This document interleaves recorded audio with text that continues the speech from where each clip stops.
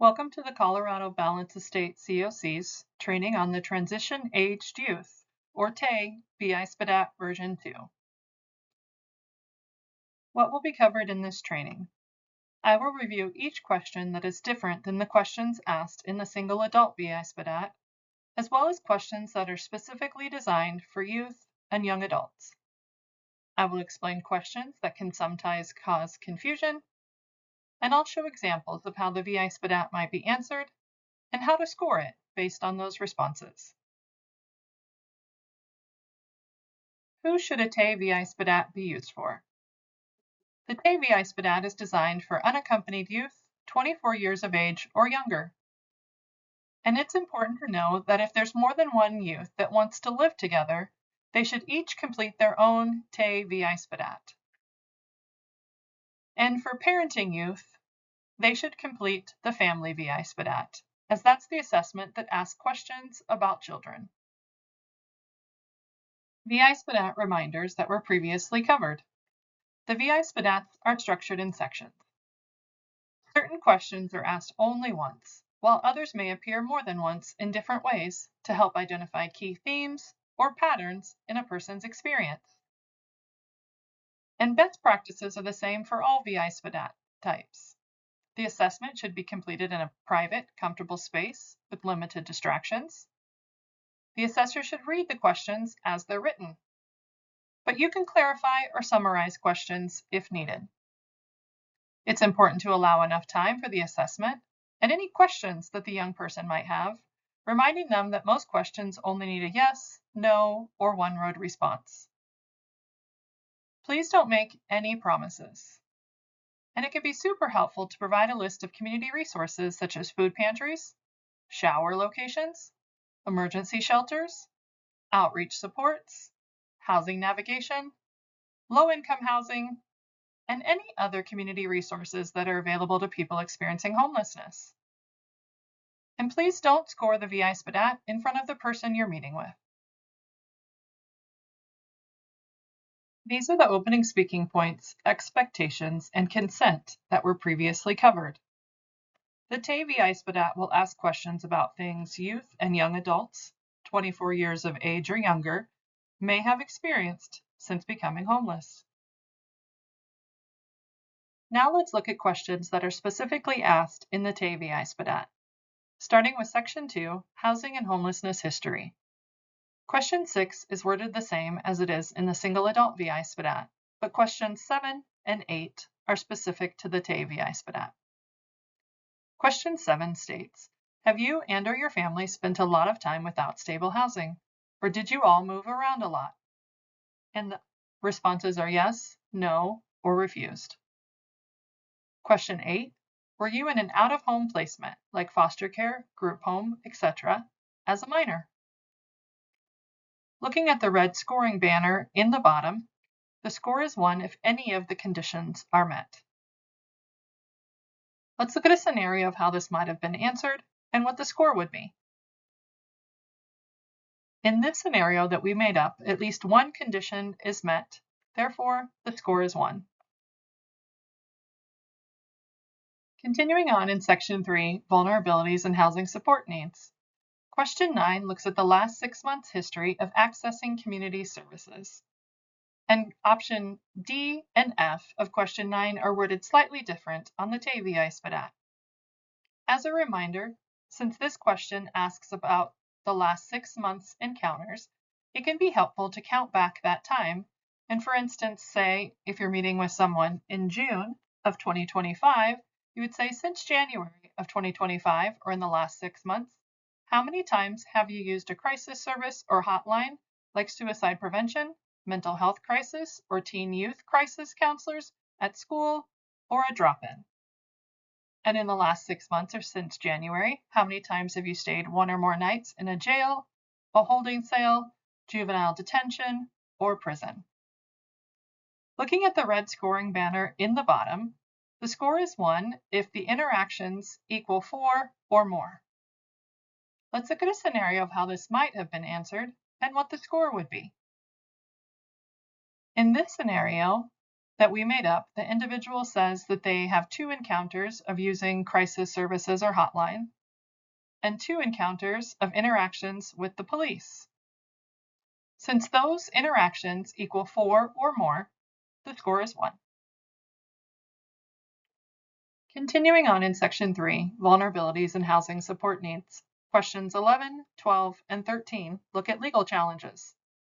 And questions 11 and 12 are worded the same here as they are in the single adult VI SPDAT. However, question 13 is specific to the TAY VI SPDAT. And question 13 states, did you spend time in juvenile corrections and detention prior to the age of 18? And the responses are yes, no, or refused. Looking at the red scoring banner in the bottom, the score is 1 if there's a yes answer to any part of questions 11, 12, or 13. Let's look at a scenario of how this might have been answered and what the score would be. Since the response is no to all questions, the score is 0. Continuing on in Section 3, Vulnerabilities and Housing Support Needs, question 22 looks at factors that may have contributed to homelessness and is worded specifically to scenarios that youth and young adults may have experienced. Question 22 states, would you say that your current homelessness was caused by any of the following, like you went on the run from a family home, group home, or foster home? And the responses are yes, no, or refused. Would you say that your current homelessness was caused because there was violence at home between family members? Would you say that your current homelessness was caused because there were differences in religious beliefs between your parents, guardian, or caregivers? And would you say that your current homelessness was caused because there were conflicts around your gender, identity, or sexual orientation? Question 23. Do most of your family and friends have stable housing? It's important to note that question 22 and 23 go together for scoring, even though they are on different pages of the paper VI SPDAT. Looking at the red scoring banner in the bottom, the score is 1 if there's a yes response to any part of question 22 or a no response to question 23. Let's look at a scenario of how this might have been answered to see what the score would be. Since at least one of the conditions are met, the score is 1. Continuing on in Section 3, Vulnerabilities and Housing Support Needs, questions 24 through 27 look at age, housing support needs, and pregnancy. Questions 24 and 27 are specific to the TAY VI SPDAT. And question 24 states, are you 17 years of age or younger? Yes, no, or refused. Questions 25 and 26 are worded exactly the same as they are on the single adult VI SPDAT. Question 27 states, were you pregnant or did you get someone else pregnant as a minor? Looking at the red scoring banner in the bottom, the score is 1 if there's a yes response to any of these questions. Let's look at a scenario of how this might have been answered and what the score would be. The score is 1 because we have at least one yes response. Continuing on in Section 3, Vulnerabilities and Housing Support Needs, questions 28 and 29 look at alcohol and drug challenges. And question 28 is worded the same as it is in the single adult VI SPDAT. However, question 29 is specifically asked in the TAY VI SPDAT. It states, did you try marijuana at or under the age of 12 years old? And the responses are yes, no, or refused. Looking at the red scoring banner in the bottom, the score is 1 if there's a yes response to any part of question 28 or question 29. Let's look at a scenario of how this might have been answered and what the score would be. Because there's at least one yes response, the score is 1. Continuing on in Section 3, Vulnerabilities and Housing Support Needs, question 30 asks about medications. And question 30, option C, is specifically worded to the TAY VI SPDAT, and it says, are there any medications that, for whatever reason, you can't get to because you don't feel safe? And the responses are yes, no, or refused. Options A, B, and D are worded the same as they are in the single adult VI SPDAT. Looking at the red scoring banner in the bottom, you'll notice the score is 1 if there's a yes response to any part of question 30. Let's look at a scenario of how this might have been answered and what the score would be. Since there's at least a yes response to one part of the question, the score is 1. Finishing up in Section 3, Vulnerabilities and Housing Support Needs. Question 32 looks at high-risk factors of long-term homelessness. And it's important to know that question 32 is not asked. It is only for scoring purposes, and it requires the assessor to look back at the answers to these 4 questions. And if there is a yes response to all 4 questions, then you score 1 extra point.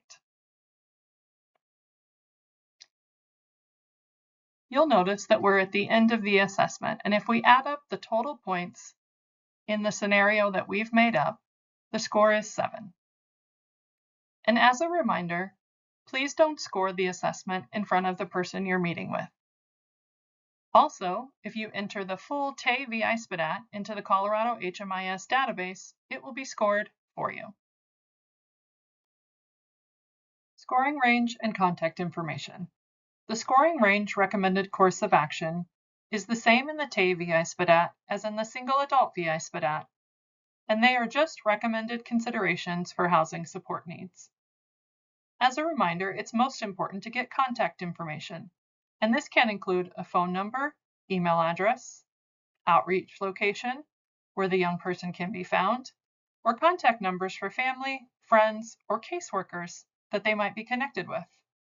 And this tells us how to get a hold of the young person if they're selected for a housing resource.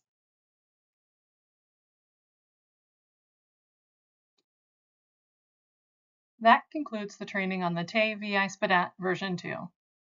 In the final video, we'll wrap things up, reviewing frequently asked questions about the VI SPDAT and coordinated entry, reviewing available resources like where to find our balance estate client intake paperwork and other helpful links, and ask you to complete a short Google form to confirm you've watched the video series and provide feedback to help us improve the training materials we offer.